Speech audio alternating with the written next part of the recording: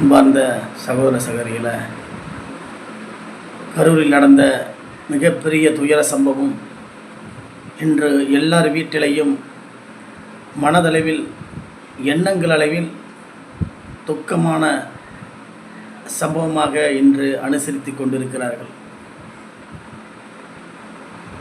குழந்தை முதல் பெரியவர்கள் வரை 40 பேர் தன்னுடைய படுகொலை.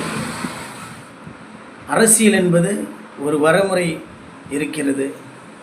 அந்த வரைமுறைப்படி நாம் பயணிக்க வேண்டும்.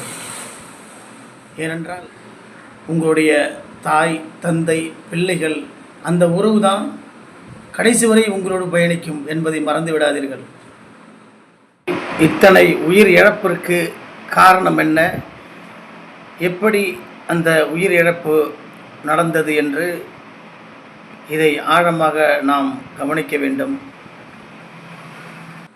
இது திட்டமிட்ட சதியா இல்லை எதிர்பாராத விபத்தா என்பது கேள்விக்குறியாக இருக்கிறது. அந்த கட்சியின் தலைவர் வருகை தாமதமானது. பிறகு வந்து பேசியவுடன் மின்சாரம் தடை செய்யப்பட்டதுக்கான காரணம் என்ன, இவர்களுக்கு என்ன அரசியல், எந்த அரசியல் ஆதாயம் என்ன என்பதுதான் இங்கு கேள்விக்குறியாக இருக்கிறது. ஏனென்றால் இப்பொழுது தாவேகா கட்சியினுடைய தலைவர் எங்கு சென்றாலும் கூட்டங்கள் அலைமோதி கொண்டிருக்கிறதை சில தினங்களாக நாம் பார்த்து கொண்டிருக்கிறோம். அப்படிப்பட்ட அந்த தலைவர் வரும்பொழுது அந்த குறுகிய இடத்தில் சந்திப்புகளை, மக்கள் சந்திப்புகளை, அந்த இடத்தை யார் நிர்ணயித்தது என்று இங்கு கேள்விக்குறியாக இருக்கிறது. ஒவ்வொரு விதமான கேள்விகள் இங்கு எழுகிறது. பாதுகாப்பு பலப்படுத்தப்பட்டதா என்று நாம் அதை கவனிக்க வேண்டும். அந்த உயிர்களுக்கு 20 லட்சம், 30 லட்சம், 10 லட்சம், 2 லட்சம் கொடுத்தால் அது ஈடாகுமா என்பதை நீங்களும் கவனிக்க வேண்டும்.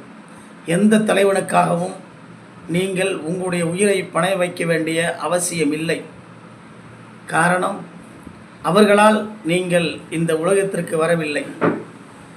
அவர்கள் நம்பி உங்களுடைய வாழ்க்கை பயணிக்கவில்லை என்பதை மறந்துவிடும். ஏதோ ஒரு தலைவன் உங்களுக்காக உங்களுடைய வாழ்க்கையை தலையில் சுமந்து கொண்டு பயணிப்பார் என்று நினைப்பது மிக முட்டாள்தனமான என்பதை இந்த தருணத்தில் உங்களிடம் பதிவு செய்கிறேன். உங்கள் தலைவனை பிடிக்கும், தலைவனை ரசியுங்கள், தவறில்லை. அவர் கட்சி தொடங்குவது, ஆட்சியை பிடிப்பது, அதெல்லாம் அவருடைய உரிமை, ஜனநாயக கடமை. ஜனநாயகம் இதற்கு எதுவும் எதிர்ப்பு தெரிவிக்காது.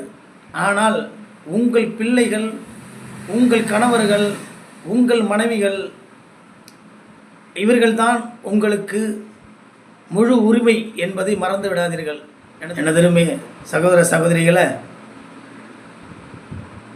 மனம் நொந்து போய் அதை ஒவ்வொன்றாக அந்த குழந்தையுடைய இறப்பு, அந்த மக்களுடைய இறப்பு, இதை தொலைக்காட்சியில் பார்க்கும் பொழுது கண்ணீர் வடிக்கிறேன். ஒரு தகப்பன் 4 வயசு 5 வயது உள்ள குழந்தை இறந்ததை தூக்கி கொண்டு மருத்துவமனைக்கு வருகிறார்.